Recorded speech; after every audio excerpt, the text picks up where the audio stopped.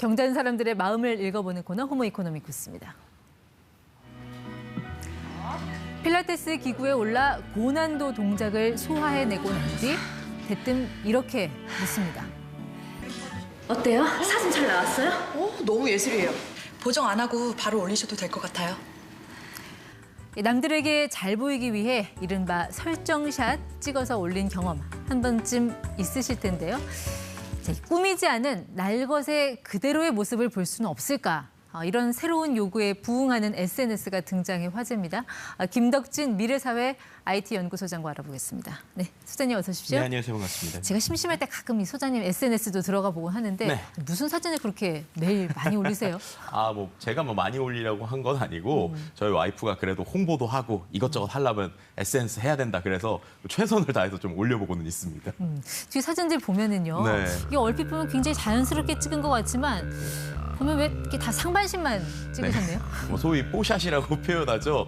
제가 이제 상반신만 이렇게 쫙 나오게 되면은 그래도 덩치가 크니까 여기만 나오면 좀 예쁘게 좀 보여서 최대한 신경 써가지고 섬세하게 연출해 보려고 하고 있습니다. 안 그래도 뭐 방송도 하랴, 뭐 연구도 네. 하랴 바쁘신데 이렇게 매일매일 사진 그렇게 신경 쓰면서 올리면 좀 피로감을 이제 느끼시지 않으시나요? 그러니까요. 그래서 계속 이제 하나 두 개씩 올리는 것들이 좀 힘들기도 한데 저만 그러는 게 아니더라고요. 최근에 특히나 이제 90년대생을 중심으로 뭐 네. Z세대들 중심으로 해서 안티 소셜 미디어라고 하는 말들이 나오고 있어요. 네. 이른바 이제 84년생이었던 마크 주커버거가 만든 페이스북에 대한 피로감에서 나오는 것이라고 보시면 될 것 같고요.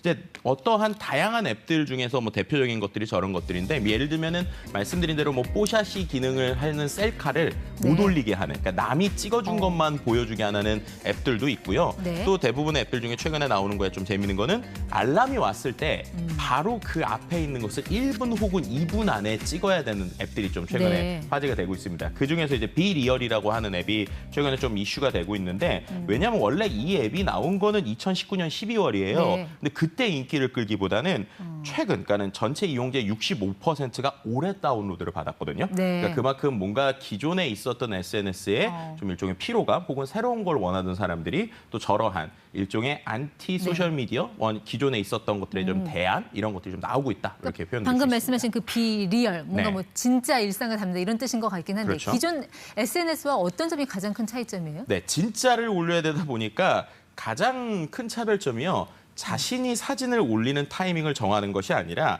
나의 자신의 일상이나 또는 외모를 꾸밀 시간을 주지 않는다는 거예요. 그러니까 SNS라는 게 원래 공유하고 싶은 공간이나 모습을 내가 네. 원하는 시간대 그냥 자유롭게 올리는 거 아니에요? 근데 그렇죠. 이 앱이 시간을 제약한다는 게 무슨 네, 뜻입니까? 이 앱에는요, 딱 매일 한 번만 사진을 올릴 수 있습니다. 근데 한 번 사진을 올리는 게 보통 어떨 때 되냐면 그냥 제가 일상생활을 하고 있다가 갑자기 이 앱에서 푸시가 와요. 그러니까 앱에서 알림을 주는 네. 것이죠. 알림을 주면서 저런 식으로 친구들의 근황을 확인하기 위해서는 2분 안에 사진을 올려야 된다라고 이제 앱이 뜨게 돼요. 그 알림 시간은 매일 바뀌어요? 네, 조금씩 이제 계속 바뀌게 되는데요. 저런 것들이 이제 들어가게 되면 그 다음부터 카운트다운이 2분이 시작이 됩니다. 네. 그리고 계속 이제 스마트폰이 진동이 울려요. 그럼 그 상태에서 제가 급한 대로 사진을 딱 누르게 되면 제 바로 앞에 있는 그냥 네. 기존의 현상과 제 얼굴 셀카가 이제 찍히게 되는 것이죠.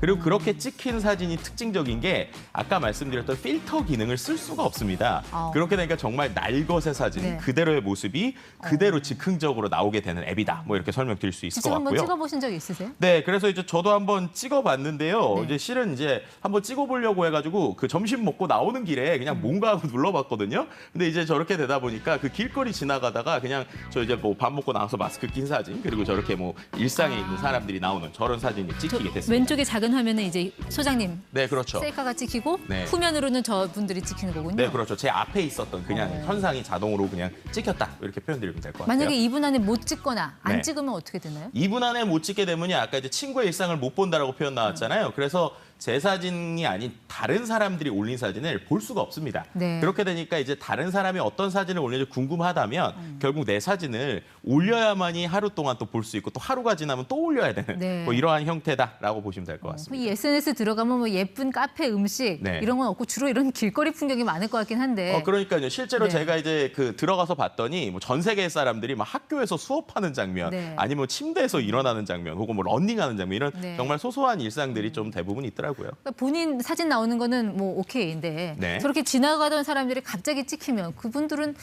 문제 제기하지 않을까요? 이거 왜 내 사생활 침해하냐 이런 네. 식으로. 그래서 실은 제가 앵커님의 사진을 비리얼에서 봤습니다. 찍히신지 아셨어요? 아, 몰랐는데 제 모습이 어떻게 나왔을까 좀 사진 굉장히 한번 걱정되는데. 보시게 되면요. 저 오른쪽 동그라미가 앵커님 맞으시죠? 저 오전에 출근하고 나서 네. 그 머리 부시시하고 화장 안 했을 때 저 모습 저거 누가 찍은 건가요? 네, 저기 제작진 1번께서 찍으셨는데 저분은 본인 얼굴은 직접 저렇게 모자이크 처리를 하셨네요. 다른 사람의 얼굴은 공개하고요. 억울한데요? 네, 억울하시면 한번 써보시겠어요?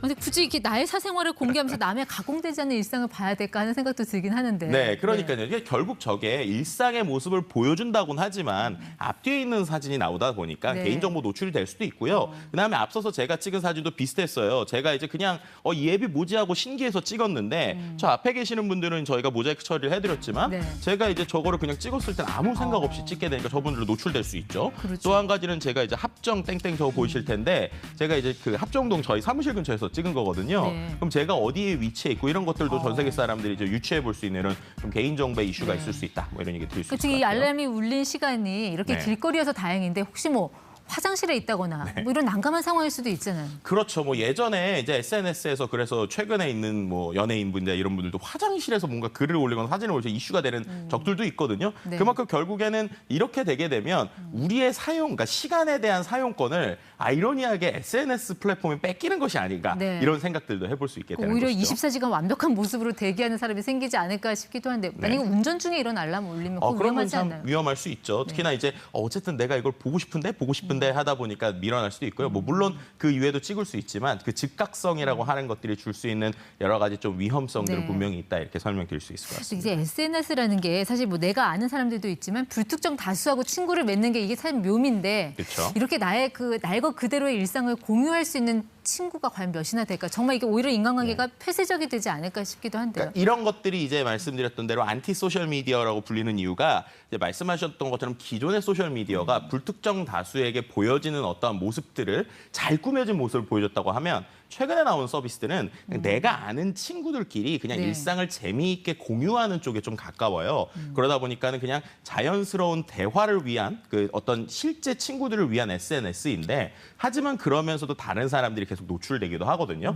그러니까 이런 것들이 기존과는 다른 방식임에 분명하지만 과연 이것이 오래 갈 수 있을까? 혹은 이런 것들이 우리에게 주는 의미는 무엇일까? 네. 이런 것들은 좀 생각해봐야 되는 분명한 포인트들이 있을 것 같습니다. 지난해 초만 해도 굉장히 화제가 됐던 왜 음성 기반의 그 채팅 앱 있었잖아요. 그렇죠. 클럽하우스. 클럽하우스가 이것도 있었죠. 금방 시들어졌거든요. 네.